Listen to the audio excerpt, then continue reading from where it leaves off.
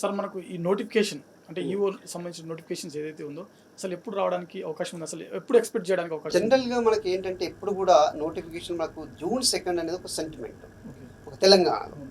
అంటే అప్పటి వరకు ఈ మనకు సీఎం కానీ ప్రభుత్వం అప్పటి వరకు ఆలోచించి జూన్ 2 తర్వాత ఏదో ఒక దీనిపైన ఇంటిమేషన్ ఇచ్చే అవకాశం ఉంటుంది. ఎందుకంటే ఇప్పుడు తెలంగాణలో ఏ నోటిఫికేషన్ ఫస్ట్గా మెన్షన్ చేయలేదు, ఇది మాత్రమే ఫస్ట్గా మెన్షన్ చేశారు. కాబట్టి నాకు తెలిసి జూన్ తర్వాత దీని మీద ఇన్ఫర్మేషన్ వచ్చే అవకాశం ఉంది.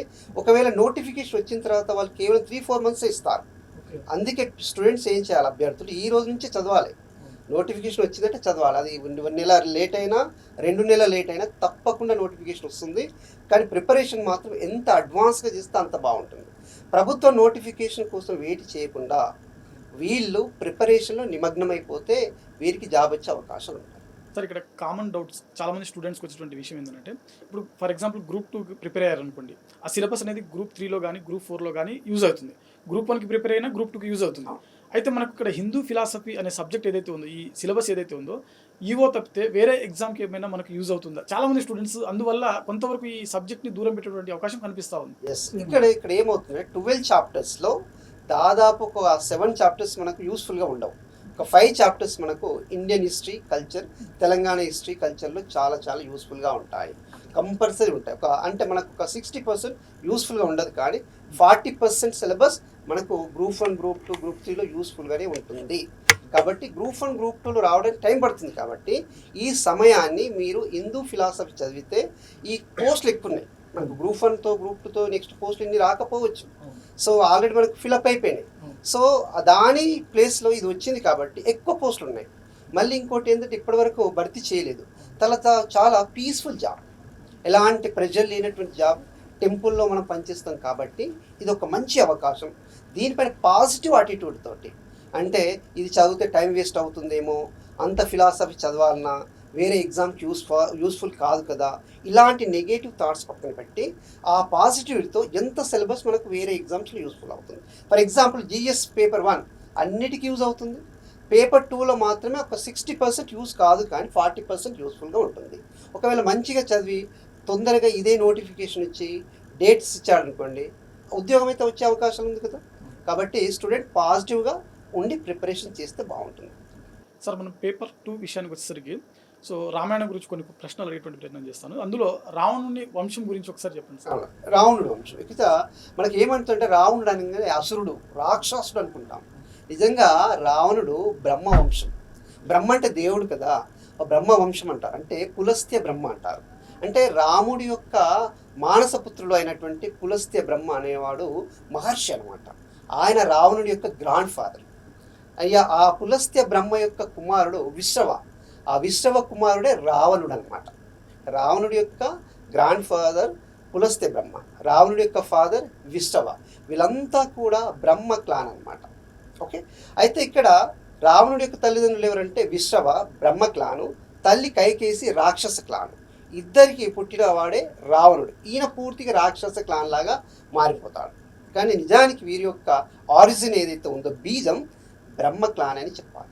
రామాయణంలో మరో ముఖ్యమైన వ్యక్తి అగస్త్య ముని. సో ఆయన గురించి ఒకసారి. ఈ అగస్త్య ముని అనేవాడు శ్రీరామచంద్రుడికి మంచి టీచర్, మెంటర్ అని చెప్తాను. అంటే మనకు ఆయన శ్రీరామచంద్రుడు అన్ని విద్యల్లో ఆరితేరడానికి కారణం అగస్త్య ముని. ఈ అగస్త్య ముని జనరల్గా నార్త్లో ఉంటాడు. వీళ్ళంతా రాముడు, జనకుడు, దశరథ అంతా నార్త్ నుంచి సౌత్కి వస్తారండి. ఎందుకంటే లంక వైపు వస్తున్నారు, సౌత్ వస్తున్నారు. ఈ సౌత్ వైపు వచ్చే మార్గంలో ఈ అగస్త్య ముని వింధ్యా పర్వతాల్లో ఉంటాడు. ఆ వింధ్యా పర్వతం అనేది చాలా ఎత్తు పెరిగిపోతుంది. ఎంత ఎత్తు అంటే సూర్య చంద్రులను అధిగమించేంత వరకు ఎత్తు పెరిగిపోతుంది. అలాంటి పర్వతాన్ని హెచ్చరిస్తాడు. వింధ్య పర్వతమా, మీ యొక్క హైట్ ఎత్తు తగ్గించుకోవాలి. ఎందుకంటే దేవతలందరూ ఈయనను ప్రేస్ చేస్తారు. ఈ వింధ్యా పర్వతము అంచెలంచెలుగా పెరిగిపోతుంది, దీని ద్వారా సూర్య చంద్రులకు ఇబ్బంది అవుతుంది, దేవతలకు కూడా ఇబ్బంది అవుతుందని దేవతలు ఈయనను మొరబెట్టుకుంటారు. అప్పుడు ఈ అగస్త్యముని ఈ వింధ్య పర్వతానికి హెచ్చరిస్తాడు, వార్నింగ్ ఇస్తాడు అనమాట. నేను ఇప్పుడు నార్త్ నుంచి సౌత్కి పోతున్నాను, సౌత్ నుంచి తిరిగి నార్త్కి వచ్చేంత వరకు మీ హైట్ పూర్తిగా తగ్గించుకొని యూనిఫామ్గా నార్మల్ హైట్లో ఉండాలని ఆదేశిస్తాడు. ఈ అగస్త్యముని చాలా చాలా మెంటర్ అండ్ టీచర్ ఆఫ్ మనకు శ్రీరామచంద్ర అంటారు. ఇంకొకటి ఏంటంటే నార్త్ నుంచి సౌత్కు మార్గాన్ని చూపించిన తొలి వ్యక్తి కూడా ఈయన వీళ్ళందరికీ రామచంద్రుడికి. అదనమాట. తర్వాత శ్రీరామచంద్రుడికి లాస్ట్ రావణుడితో యుద్ధం చేసేటప్పుడు ఇక మనకు సూర్యోదయం అంటే సూర్య భగవాన్ యొక్క ఆదిత్య హృదయం అనేటువంటి స్తోత్రం ఇస్తాడు. ఆ స్తోత్రం వల్ల ఈ యొక్క శ్రీరామచంద్రుడికి అతీతమైన శక్తులు వస్తాయి. దీని ద్వారా రావణుని ఈజీగా జయించగలుగుతాడు. సార్ మహాభారతం విషయానికి వచ్చేసరికి అసలు మహాభారతంలో మొత్తం ఎన్ని పర్వాలు ఉంటాయి, ముఖ్యమైన పర్వం ఏంటిది, దాని గురించి ఒకసారి. మహాభారతంలో 18 పర్వాలు ఉంటాయండి. 18 పర్వాలలో ఒక్కొక్క పర్వం ఒక్కొక్క విశిష్టతను కలిగి ఉంటుంది. స్టూడెంట్స్ ఆ పర్వాలను ఒక్కొక్క పర్వం ఏమేమి ఉంది, ఆ సన్నివేశాలు, పాత్రలు, క్యారెక్టర్స్ చదివితే సరిపోతుంది. అందులో మెయిన్గా మనకు అరణ్య పర్వం అంటే ఆది పర్వం, సభా పర్వం, తర్వాత అరణ్య పర్వం అనేది 3వ పర్వం అన్నమాట. ఈ సభా పర్వంలో ఏమవుతుందంటే కౌరవులకు పాండవులకు జూదం జరుగుతుంది. మన పాచికలు అంటారు డైస్ గేమ్. ఆ పాచికలు జూదంలో పాండవులు ఓడిపోతారు.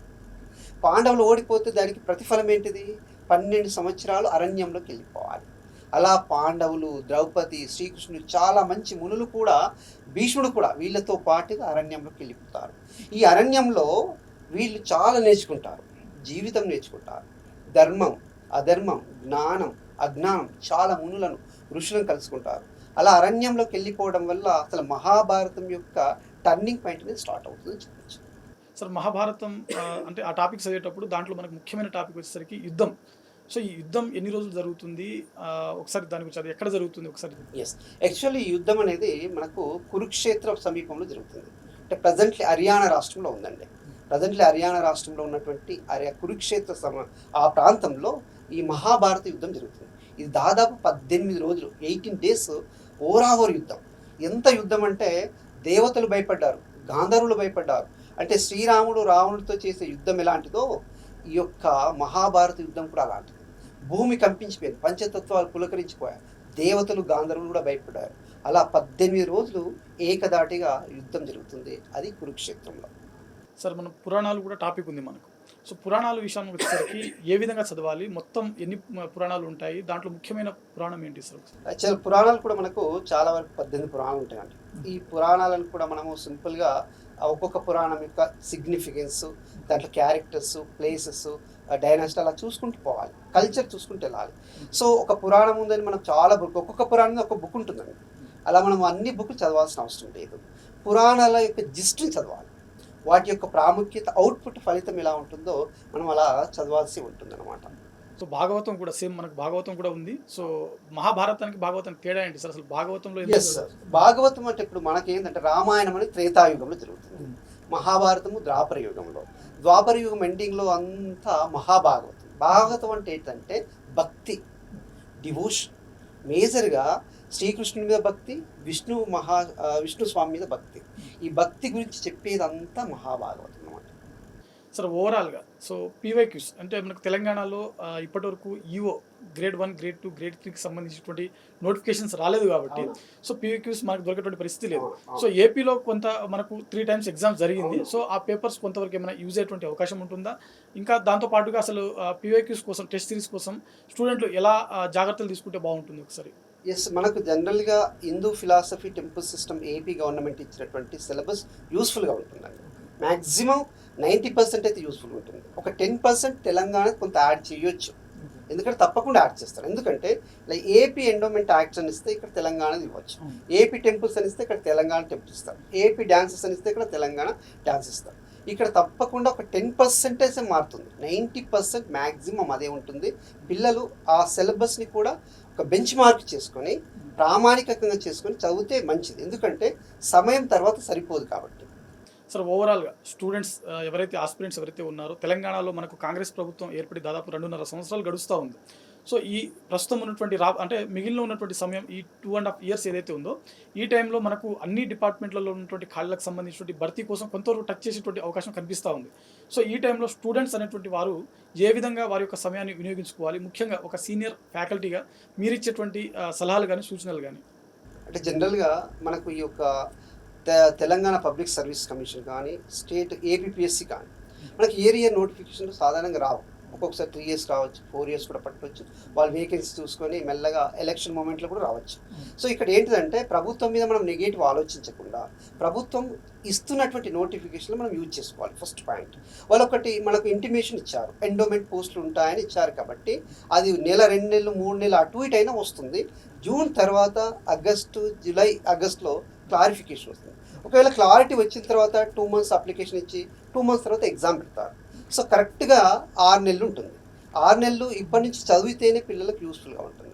ఎప్పుడైతే మనం ఒక ఎగ్జామ్ చదవాలనుకుంటామో ఈ రోజు నుంచే దాని యొక్క సిలబస్ అనాలసిస్ చేసి దానికి సంబంధిత ప్రామాణిక బుక్లు అంటే మనకి ఏపీ సిలబస్ని తీసుకోవచ్చు. అందులో 12 చాప్టర్స్ ఉన్నాయి. అవి తెలంగాణలో చదువుకోవచ్చు. తర్వాత తెలంగాణ హిస్టరీ కల్చర్ కూడా చదువుకుంటే మీకు అడిషనల్గా ప్లస్ పాయింట్ అవుతుంది.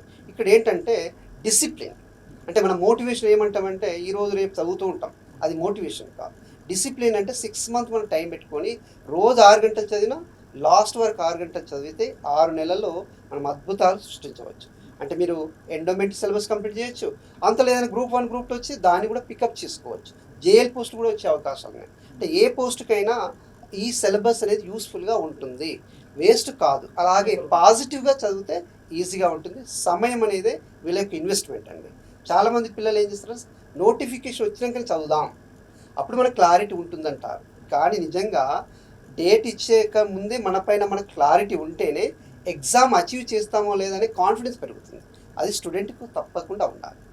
So thank you sir, thank you so much మీ అమూల్యమైన సమయాన్ని కేటాయించి స్టూడియోకి వచ్చినందుకు. సో చూశారు కదా, మనకు తెలంగాణలో ఎండోమెంట్ డిపార్ట్మెంట్ నుంచి ఈఓ గ్రేడ్ 1, గ్రేడ్ 2, గ్రేడ్ 3కి సంబంధించినటువంటి వేకెన్సీస్, వాటికి సంబంధించినటువంటి అంటే నోటిఫికేషన్ ఎప్పుడు రావడానికి అవకాశం ఉంది, అదేవిధంగా వాటి యొక్క సిలబస్ ఏ విధంగా ఉంటుంది, మరీ ముఖ్యంగా ఎక్కువ మార్కులు మనం ఏ టాపిక్ల నుంచి ఎక్స్పెక్ట్ చేయడానికి అవకాశం ఉంటుందనే విషయాల గురించి శ్రీరామ్ గంగాధర్ గారు వారి మాటలో చెప్పడం జరిగింది.